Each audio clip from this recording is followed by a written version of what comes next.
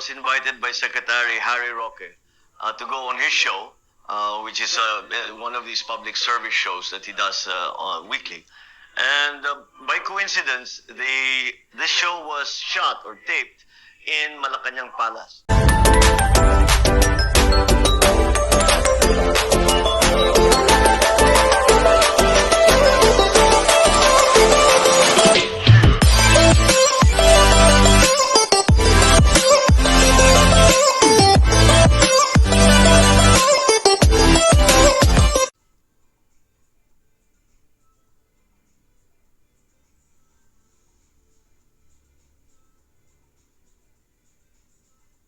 So he was doing another interview. So in the meantime, I was able to walk around and look what the old palace looks like now.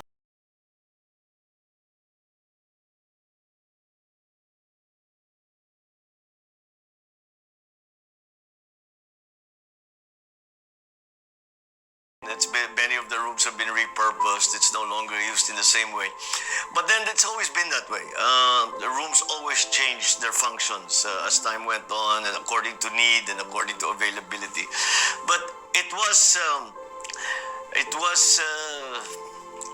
touches you in a certain spot because this is where you spent your childhood. And the little corners all have memories too. Every little place means something because this happened there. I fell over there. This is where I fought with my sister. This is where we made up. That sort of thing. Opisina ito dati. Nung ginagawa yung palasa dito ng opisina yung father. Ito hindi ito conference hall noon. Ibang ginawa ito. It's nice to bring back those childhood memories when life was so simple and so straightforward.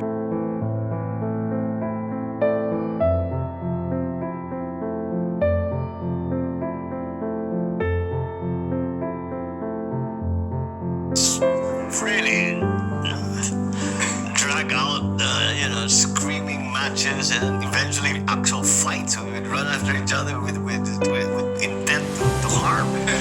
We had a classic fight. Nagkabulang kami ng kita. The only thing we used to really fight about was books. When one of us had a nice book, what would happen is that we say, okay, when you're finished with it, I'll have it. I'll But of course, the person who's waiting cannot wait any longer. They'll steal it. So the other one will fight, and that's that the whole house will explode. But we don't do that anymore.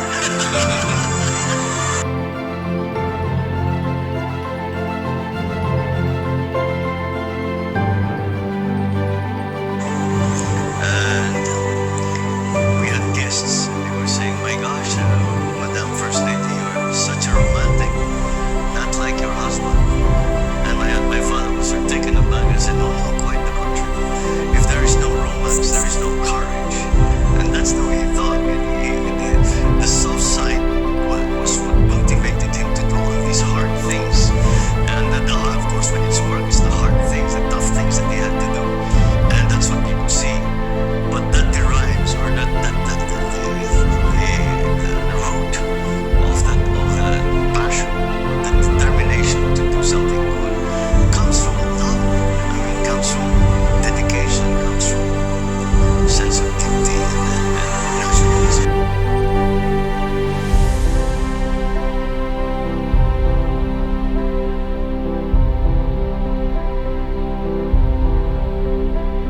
Voices right now were in opposition to him is more of a caricature of somebody that they would like for people to believe. I knew the man. He was the president, but he was also my father, and he really was my friend.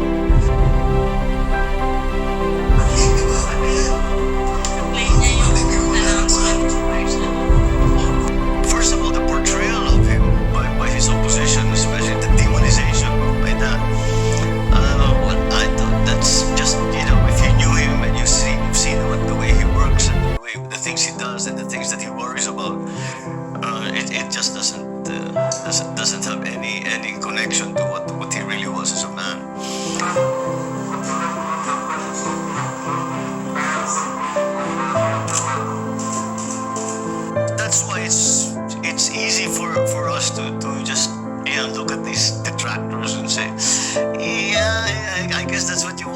believe, but that's simply not the case.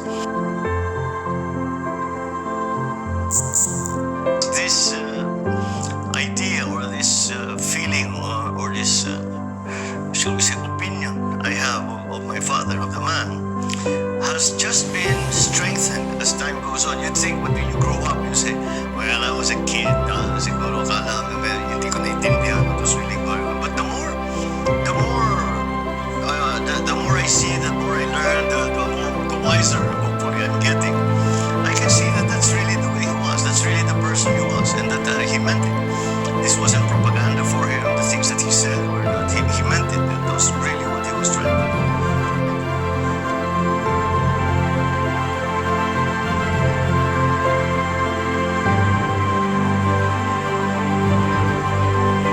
There's propaganda and there's the truth.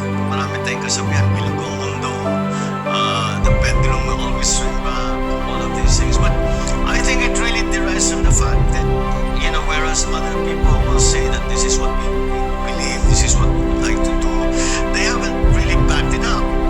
Whereas when he said, I'm going to build a nation, he did. He built the nation, he did all of these things, and even, never mind the systems or the political thinking that he tried to espouse and to endorse and to put into our system. Beyond that, just the physical evidence of all the work that he did to build this country up. He has that. Nobody else does. And that's why it serves to look at it as objectively as possible and recognize there's propaganda in all political rhetoric. I mean, that's just part of it. So we can try to get beyond that and try to see what actually happened. We are still in a situation where there are very, very, very many people who were around in the time of my father's administration, and ask them, what was it like? How were you treated? Did life improve? Did it get worse? Did people care? Did they not care? I always say, don't listen to me, I'm his son. Of course I'll defend him. Of course I'll say he did the right thing. But look at the record. Look at actual. If you cannot go through all the rhetoric, all the opinion, all of the academic analyses, just look at the record in quantitative terms. What did he actually do? How did life improve? What were things how many schools did he build? How many institutions did he strengthen? All of those things. I mean, there are objective tests to the success of a government, of an administration. Use those objective tests. I encourage them.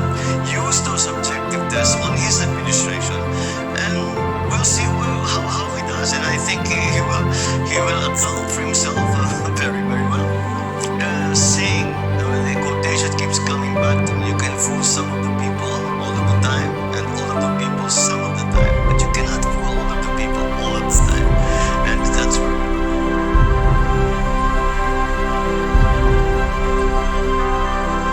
we know that eventually once the dominant partisan politics has been slowly shown for what it is by President Duterte. So they no longer have the monopoly on the narrative. We are now, everyone else is allowed to say what they truly believe, what they experience, and what they think. Since my father's time is the first person to say, like the child in the story, the emperor has no clothes. It was my father's fervent wish that when he came to the end of his days, that he be buried in a simple soldier's ceremony. We have waited 27 years to fulfill that wish that he left us with.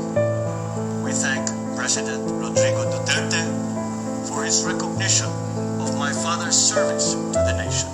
Before we start, especially on a big national campaign, you take surveys and you try and find out what's where am I strong, where am I weak, what issues are important, that sort of thing. That's the usual sort of thing. And there was they say that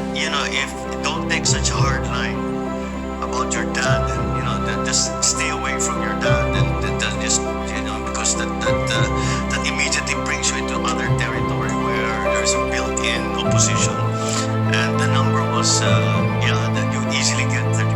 And then I said, I simply can't do that. I said, why? Because if I sort of denied him, it's denying me, because I'm a product of him. I just don't see how it could be done. I mean, to pretend, no, I'm not part of any. Of course, I'm part of that. I'm his son. I'm the same name. I'm running on the same policies, on the same issues. My public life is been directed and motivated by him. So it's just not doable. I mean, what am I going to do? I'm going to run around pretending I'm somebody that I'm not. That would be the height of falsehood, and I don't want to indulge in that.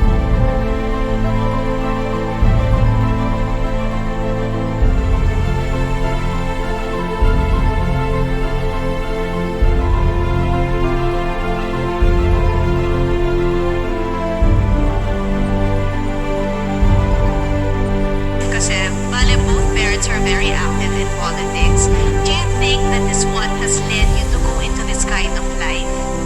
Oh, and hindi mo maiwasan. There is no way. The only way you can explain my having entered politics is definitely because of how my father really that he even said it in his when he was still alive that he would say, I have committed not only myself to the work that I have done. I have not committed only my person, but my wife and my family too. And the time will come when you will find that you have no choice.